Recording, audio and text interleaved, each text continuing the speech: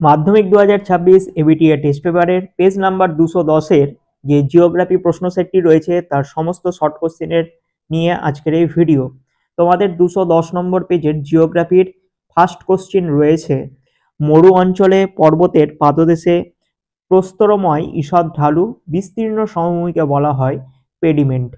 2 নম্বর প্রশ্নটা আমার একটু ভুল লাগছে, তোমরা যদি সঠিক উত্তর জেনে থাকো বা তোমাদের যদি মনে হয় যে প্রশ্নটি ঠিক, তবে আমাকে কমেন্টে লিখে জানাতে পারো। সমষ্ণ রেখাগুলো পরস্পর সমান্তরালে অবস্থান করে, কিছু একটা ভুল আছে এখানে। যাই হোক, আমি 3 নম্বর প্রশ্ন নিয়ে আসি। বলেছে নিম্নে স্থানীয় বায়ুর মধ্যে শীতল বায়ু নয় কোনটি হবে? খামসিন। 4 নম্বর প্রশ্ন, পরিবেশ বান্ধব বর্জ্যটি হলো সুতির ন্যাকড়া। 5 নম্বর প্রশ্ন দিয়েছে পৃথিবীকে পরিক্রমণের সময় পৃথিবী এবং চাঁদের দূরবর্তী অবস্থানকে বলা হয়ে থাকে অ্যাপোজি। 6 নম্বর প্রশ্ন, সমুদ্র বায়ুর বেগ বৃদ্ধি পায় সন্ধ্যাবেলা। 7 নম্বর, মেরুজ্যোতি দেখা যায় আয়নোস্ফিয়ারে। 8 নম্বর প্রশ্ন, বড় দানাযুক্ত মৌচাকের মতো মৃত্তিকা হলো ল্যাটেরাইট। 9, ভেষজ উদ্ভিদের উদাহরণ হলো সিনকোনা। 10 নম্বর, ভারতের প্রথম জনগণনা শুরু হয় 1872 সালে। 11 দাগের প্রশ্ন দিয়েছে ভারতের বেসরকারি লৌহ ইস্পাত কারখানা হলো জামশেদপুর। 12 দাগের প্রশ্ন, ভারতে প্রথম মেট্রো রেল চালু হয় যে শহরে সেটি হলো কলকাতা। 13 দাগের প্রশ্ন, অর্থনৈতিক উন্নতির জীবনরেখা বলা হয় জলপথকে। 14 দাগের প্রশ্ন, ভূ বৈচিত্র্য সূচক বা টোপো মানচিত্রের সমোন্নতি রেখা দেখানো হয়, সেই রং হলো বাদামি। এরপর শুদ্ধ অশুদ্ধ নির্ণয় করতে দিয়েছে। 1 নাম্বার দিয়েছে যে শুষ্ক ও প্রায় শুষ্ক অঞ্চলের নদীর নিম্নক্ষয়ের ফলে ভি আকৃতির উপত্যকা গঠিত হয়, এটা ভুল।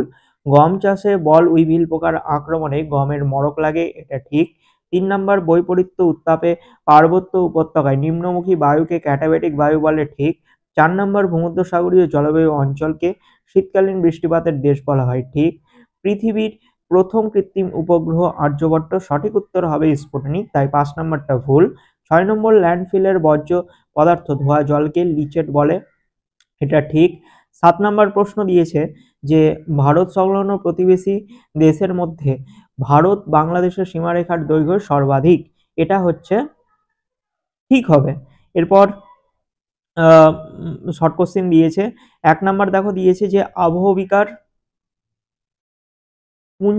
পুঞ্জিত ক্ষয় ও ক্ষয়ীভবনের ফলে নিচের শিলাস্তর উন্মুক্ত হওয়াকে ড্যাশ বলে? নগ্নীভবন। 2 নম্বর, ঊর্ধ্ব ট্রপোস্ফিয়ারের পশ্চিম থেকে পূর্বে প্রবাহিত দ্রুতগতি সম্পন্ন সর্পিলাকার বায়ুকে জেট বায়ু বলে। 3, ভার্মি কম্পোস্ট সার তৈরিতে প্রধান ভূমিকা করে হচ্ছে কেঁচো। 4 দাগের প্রশ্ন, বৃষ্টিচ্ছায় অঞ্চল দেখা যায় পর্বতের অনুবাদ ঢালে। 5 নম্বর, বিশাখাপত্তনম হলো একটি বন্দর ভিত্তিক লৌহ ইস্পাত কারখানা। 6 দাগের প্রশ্ন, যেসব নির্দিষ্ট কোম্পানি বা সংস্থার জাহাজ সমুদ্রে চলাচল করে তাকে বলা হয় থাকে শিপিং লাইন।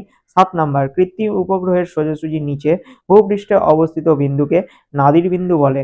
এরপর দু একটি বাক্যে উত্তর দাও দিয়েছে। 1 নাম্বার প্রশ্ন, নদীর গতিবেগ দ্বিগুণ বৃদ্ধি পেলে তার বহন ক্ষমতা কত গুণ বৃদ্ধি পায়? 64 গুণ। 2 নম্বর, গ্রেট গ্রিন ওয়াল কোন মরুভূমিতে রয়েছে? সাহারা মরুভূমি। 3 নাম্বার, বিভিন্ন জলাভূমি ও ধান খেতে জমা জল থেকে কোন গ্রিনহাউস গ্যাস নির্গত হয়? CH4। 4 দাগের প্রশ্ন, কোন তিথিতে মরাকোটাল হয়? কৃষ্ণ ও শুক্লপক্ষের অষ্টমী তিথিতে। 5 নাম্বার, প্রতীপ ঘূর্ণবাতের কেন্দ্রে কোন চাপ অবস্থান করে? উচ্চচাপ। 6 দাগের প্রশ্ন, ভারতের বৃহত্তম অঙ্গরাজ্য কোনটি? রাজস্থান। 7 নাম্বার, উপগ্রহ চিত্রে সবুজ উদ্ভিদকে কোন ছদ্ম রঙে দেখানো হয়? লাল। 8 নাম্বার, ভারতের চা গবেষণা কেন্দ্র কোথায় অবস্থিত? আসামের জোরহাটে। এরপর বাম স্তম্ভ ডান স্তম্ভ মিলাও দিয়েছে। চিনুক হবে রকি পর্বত, প্লাঙ্কটন হবে হচ্ছে মগ্নচড়া, পাইন হবে পশ্চিম হিমালয়, আর কার্পাস হবে রেগুর মৃত্তিকা।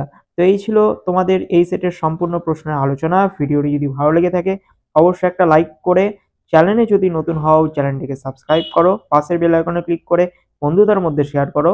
আর যদি আমার ফেসবুক পেজ থেকে দেখে থাকো ফেসবুক পেজটি অবশ্যই আমার ফলো করো।